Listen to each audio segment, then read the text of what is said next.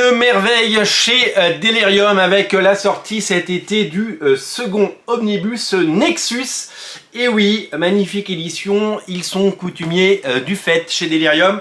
Leur travail, c'est de mettre en beauté, mettre en lumière et faire des objets, des livres magnifiques, magnifiquement fabriqués qui mettent en valeur toute la bande dessinée anglo-saxonne. J'aime bien l'approche de cet éditeur. Je trouve que d'abord ce sont des ouvrages magnifiques.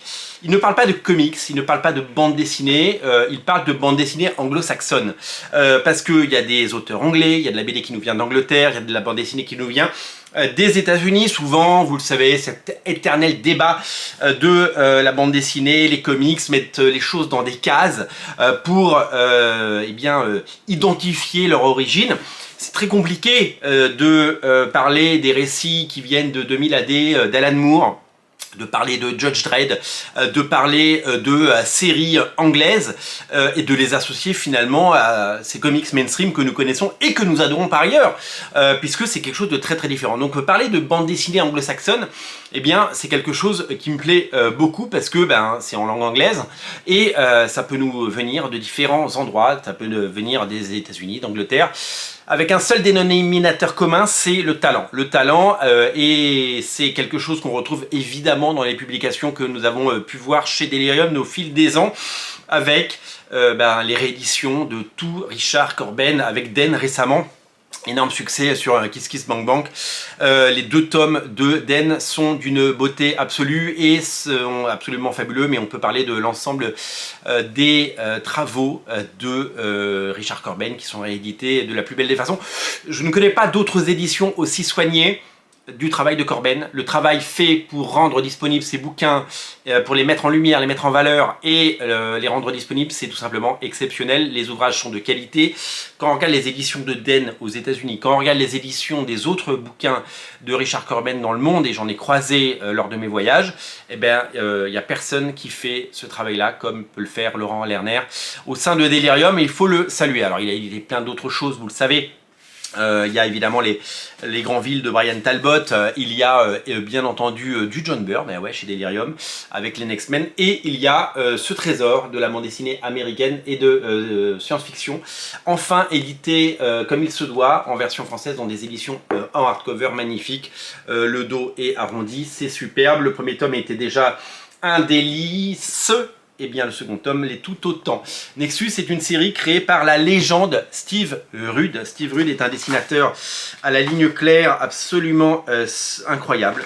Dessinateur de génie, dessinateur de talent, dessinateur qu'on retrouve sur Kickstarter assez régulièrement puisqu'il présente ses travaux à l'occasion de différents artbooks.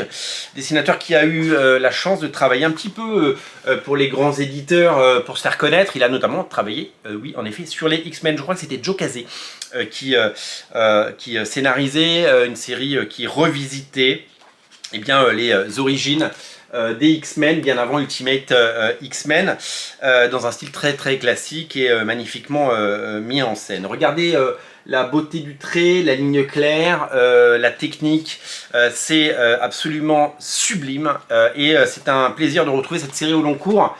Alors je sais pas combien il y aura d'omnibus, mais un sacré paquet parce qu'aux États-Unis il y a eu énormément d'épisodes, une série méconnue en France qu'il est urgent de redécouvrir et qu'il est urgent de savourer parce que graphiquement c'est une claque et c'est une chance d'avoir ces bouquins qui nous arrivent en France. Alors une des particularités de cette série, c'est qu'elle a été largement dessinée par Steve Rude, mais pas que. Et qu'il y a plein d'auteurs. Moi je me suis longtemps posé la question de me dire, mais un auteur comme Paul Smith qui nous a ébloui au début des années 80 quand il est arrivé sur les X-Men. Il a fait d'autres choses par la suite, il a fait quelques numéros ça et là. Il a fait Leave It to Chance avec James Robinson.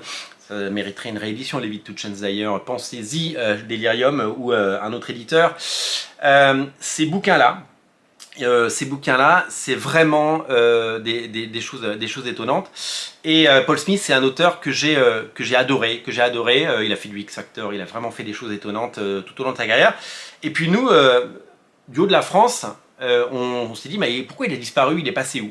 Sauf que Paul Smith, il a continué à travailler pendant très longtemps, mais Paul Smith, il n'a pas forcément travaillé sur des choses mainstream, il a travaillé avec Steve Rudd, il a travaillé sur Nexus. Donc il y a des épisodes de Nexus dessinés par Paul Smith. Donc c'est des épisodes qui passaient chez nous sous le radar, parce qu'ils n'étaient tout simplement pas édités, et grâce à ces éditions, eh bien, on va pouvoir les trouver.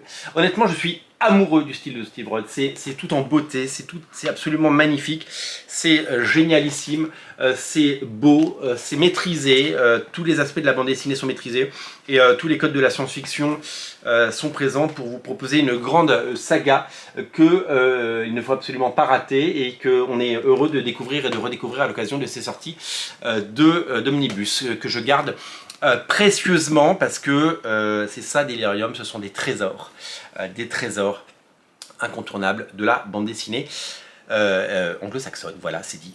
Nexus est à découvrir chez votre libraire tout l'été, le tome 1 est disponible, le tome 2 vient de sortir, et c'est une merveille absolue. Il faut découvrir, soutenir, ouvrez vos chakras, sortez des sentiers battus et découvrez cela. Si vous voulez soutenir la chaîne, un pouce en l'air bien sûr, un commentaire si vous le souhaitez, vous pouvez vous abonner, vous pouvez partager la vidéo ou aller en lien en descriptif de la vidéo, où vous pourrez retrouver mon compte Tipeee. Vous pouvez contribuer à hauteur de vos envies ou de vos moyens. C'est comme ça que vous pouvez financer la chaîne. Merci à vous, salut!